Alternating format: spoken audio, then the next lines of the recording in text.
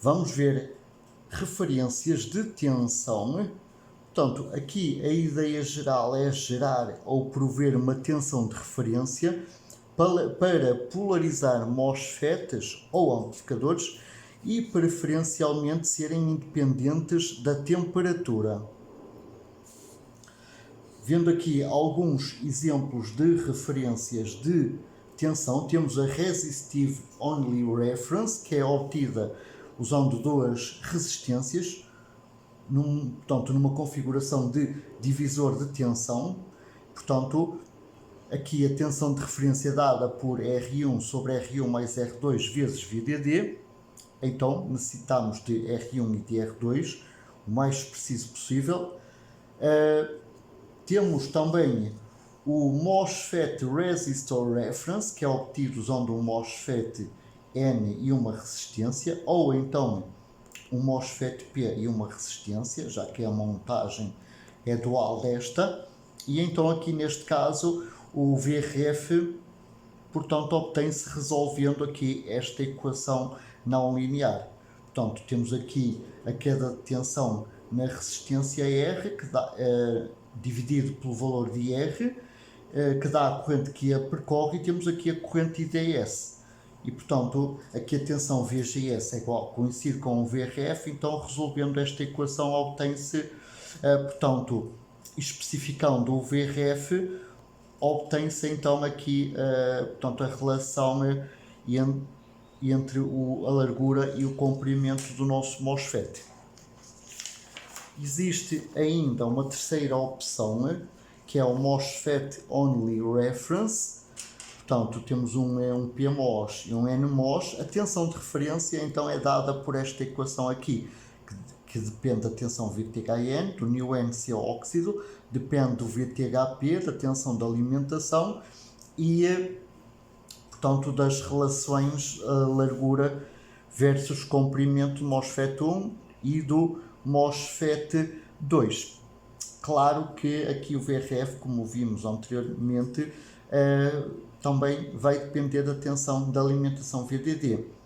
Exprimindo aqui o VRF em termos de beta 1 e beta 2 dos dois MOSFET, portanto, este aqui é o MOSFET 1, este é o MOSFET 2, então chegamos aqui à relação VDD mais VTHP mais VTHN vezes a raiz de beta 1 sobre beta 2 dividido por 1 mais raiz de beta 1 sobre beta 2.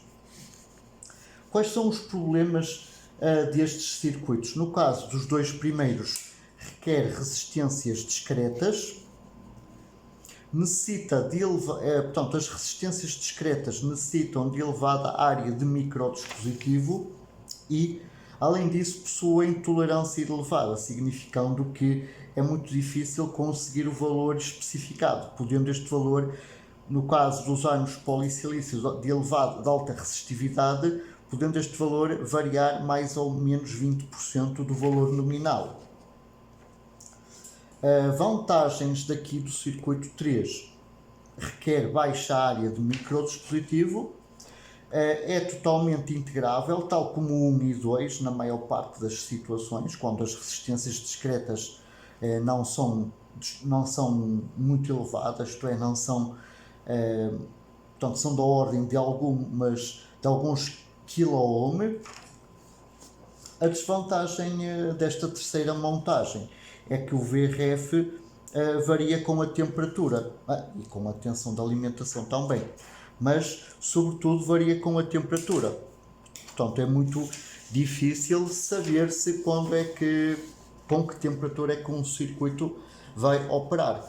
Analisando então a dependência de VRF neste terceiro circuito com a temperatura, portanto, vamos supor aqui que a variação com a temperatura da razão beta 1, beta 2 é igual a zero, isto é, a razão beta 1, beta 2 não varia com a temperatura, tá?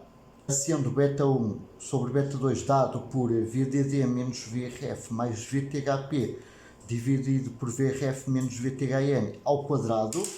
Então, supondo que esta razão não varia com a temperatura, então o coeficiente de temperatura da tensão de referência, isto é, Temperature Coefficient, of VRF, Voltage Reference, é TCVRF, por definição, dado por 1 sobre VRF vezes a derivada de VRF em ordem à temperatura. Então ficamos com 1 sobre VRF derivada em ordem à temperatura daqui, portanto, do nosso VRF. O VRF está aqui.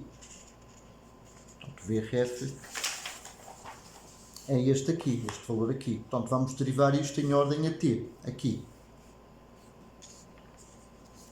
Então, feita essa derivação, ficamos com 1 sobre VRF vezes 1 sobre 1 mais a raiz de beta1 sobre beta2 vezes a derivada de VTHP em ordem a t mais raiz de beta1 sobre beta2 vezes a derivada de VTHN em ordem a t. Agora vamos tomar como exemplo a tecnologia do livro do Boyce, do CMOS, portanto, CMOS Circuit Design, Layout and Simulation, do Boyce. Vamos então, nesse livro, a tecnologia que eles usam, para essa tecnologia, a derivada de VTHN em ordem à temperatura é menos 1 grau por menos 1 milivolt por grau, portanto, quer seja centígrado ou Kelvin, aqui coloquei centígrado porque é mais fácil compreender. Portanto, aqui por cada grau a mais, o VTHN desce 1 milivolt. Para o VTHP, a derivada de VTHP em ordem à temperatura é de 1,4 milivolt por grau, seja centígrado ou Kelvin. Portanto, cada grau acima, o VTHP vai subir 1,4 milivolt. Portanto, nós aqui interessa-nos que o coeficiente de temperatura seja zero, isto é, que o VRF não varie com a temperatura, quer ela suba, quer ela baixa. Então, para TCVRF igual a zero, então, portanto, a expressão foi obtida anteriormente. Então, está. Portanto, esta expressão aqui tem que ser igual a zero. Portanto, isto que está aqui tem que ser igual a zero. Então, ficamos com esta relação. A derivada de VTHP em ordem a t tem que ser igual a menos raiz de beta1 sobre beta2, derivada de VTHN em ordem a t. Daqui sai que, portanto, para os valores de VTHP dados e derivada de VTHN dados, sai esta relação, raiz de beta1 sobre beta2 igual a 1,4. Se isto acontecer, a nossa tensão de referência não varia com a temperatura. O grande problema é que isto só acontece para a raiz de beta1 sobre beta2 igual a 1,4. Por exemplo, se por hipótese a gente estiver interessado num VRF diferente, esta relação, vamos imaginar que aqui esta relação ela vai deixar de ser 1,4. Deixando de ser 1,4, o coeficiente de temperatura também deixa de ser zero. Então, para um outro V''ref diferente, temos uma relação raiz de beta1 sobre beta2 diferente de 1,4 e, portanto, essa nova tensão de referência vai variar com a temperatura, para cima ou para baixo, dependendo do valor de VRF que nos interessa. Vamos então aqui ver formas de obter referências de tensão realmente independentes da tensão de alimentação. Portanto, aqui não é da tensão, mas da temperatura. Ok? Portanto, aqui a ideia geral é ter uma tensão VRF obtida à custa de duas fontes independentes de tensão V1 e V2 que variam em direções opostas com a temperatura. Portanto, temos aqui o V1, neste caso, quando a temperatura aumenta, o V1 aumenta, e temos aqui V2, quando a temperatura aumenta, a tensão V2 cai. Então, isto vai ser feito de tal forma, portanto, vamos ter uma combinação linear destas duas tensões, por forma que temos aqui uma tensão constante, que é o nosso VRF. Então,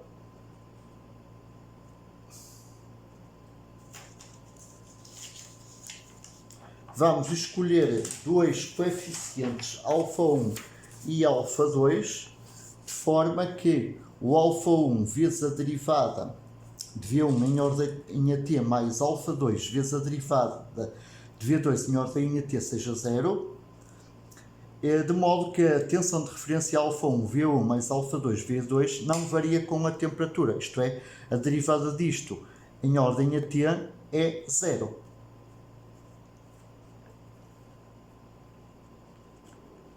Bom, a derivada disto em ordem a t é justamente esta equação que aqui está. Requisitos: necessitamos duas fontes V1 e V2 com coeficientes de temperatura opostos, positivo e negativo, ou negativo e positivo. Portanto, vamos aqui ver então, em primeiro lugar, como é que se obtém uma fonte de tensão com coeficiente de temperatura negativo, e na próxima aula vemos como obter uma fonte de tensão com coeficiente de temperatura positivo e depois como a forma de combinar com esta por forma a obter isto que aqui está. Portanto, sabe-se da física do estado sólido, portanto, no caso dos semicondutores, que a tensão via base emissor de um transistor bipolar de junção ou a tensão limiar de condução de um diodo de junção apresentam um coeficiente de temperatura negativo. Portanto, o VBE de um transistor bipolar tem coeficiente de temperatura negativo. Se tivermos um diodo, a tensão VEF tem também um coeficiente de temperatura negativo. Portanto, a junção PN tem essa propriedade. Portanto, temos aqui para vamos considerar aqui o caso do transistor bipolar por questões práticas e de implementação. No caso, a corrente no coletor de um BJT ela é dada pelo produto da sua corrente de saturação vezes é levantado a VBE sobre VT, sendo VT dado por o coeficiente de Boltzmann vezes a temperatura em Kelvin dividido pela carga do eletrão. Portanto, VT é a tensão térmica. Normalmente esta tensão térmica à temperatura de 300 Kelvin, que é a temperatura ambiente, situa-se entre 25 e 26 mV. E essa é a nossa corrente de saturação, e ela é única para um BJT, e é tanto maior quanto maior for a área do transistor bipolar. Então, sabe-se que essa corrente de saturação ela é proporcional a μ vezes K vezes T vezes NI ao quadrado, sendo μ a mobilidade de portadores de carga minoritários, aqui, o K já vimos que é a constante Boltzmann, o T a temperatura, o NI a concentração intrínseca de portadores de carga minoritários no silício, tá? Portanto, o IS, a corrente de saturação, é proporcional a μ, K, T, NI ao quadrado. Bom, além disso, a mobilidade, o μ, é proporcional a μ0 vezes T vezes a temperatura levantada ao M, que para o caso do silício, o M é aproximadamente menos 3 meios. Além disso, o NI ao quadrado ele é proporcional a T ao cubo vezes E levantado a menos EG sobre KT. Para o caso do silício, EG é a sua energia de gap e é dada por 1,12 eV. Se tivéssemos um semicondutor diferente, esta energia de gap também seria diferente.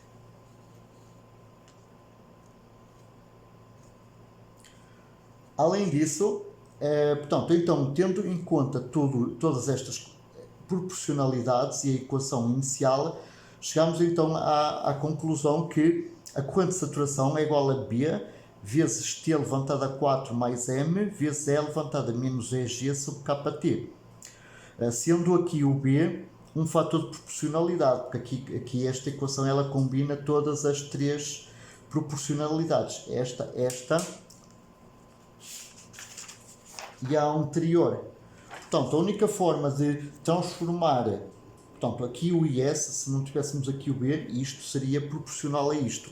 Então, para ser igual, temos que colocar aqui um fator de proporcionalidade, seja lá qual ele for. apenas só para tornar isto uma igualdade. E chamemos esta equação asterisco. Agora, vamos reescrever a equação inicial em que o IC é igual a IS vezes E levantado a VBE sobre VT. Então ficamos com VBE igual a VT logaritmo na base E de IC sobre IS. Então, supondo que a corrente IC é constante, portanto, supondo que isto aqui é constante, então a derivada de VBE em ordem a t é a derivada disto tudo em ordem a t. Então, ficamos com esta expressão, derivada de V em ordem a t vezes o logaritmo, menos VT sobre IS vezes a derivada de IS em ordem a t. E temos aqui a equação asterisco, asterisco.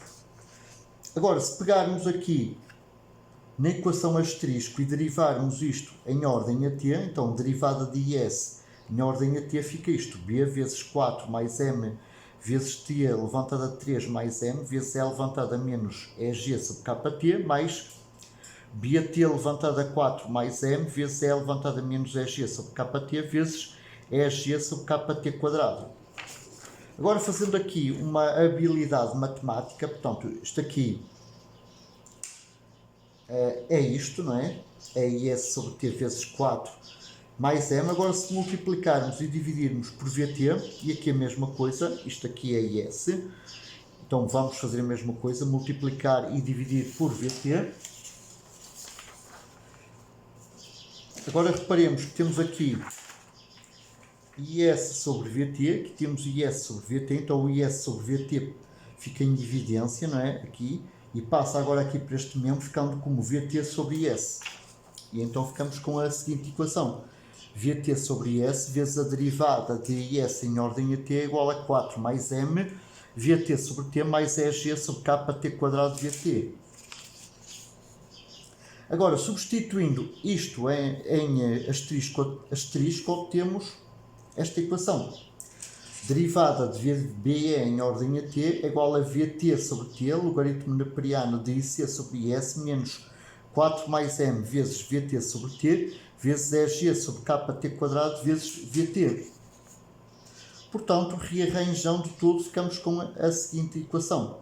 Derivada de VBE em ordem a t é igual a VBE, menos 4 mais m VT, menos EG sobre Q, dividido por t. Vamos ver aqui um exemplo, então com VBE igual a 0,75 e considerando a temperatura ambiente de 300 graus Kelvin, que é aproximadamente, portanto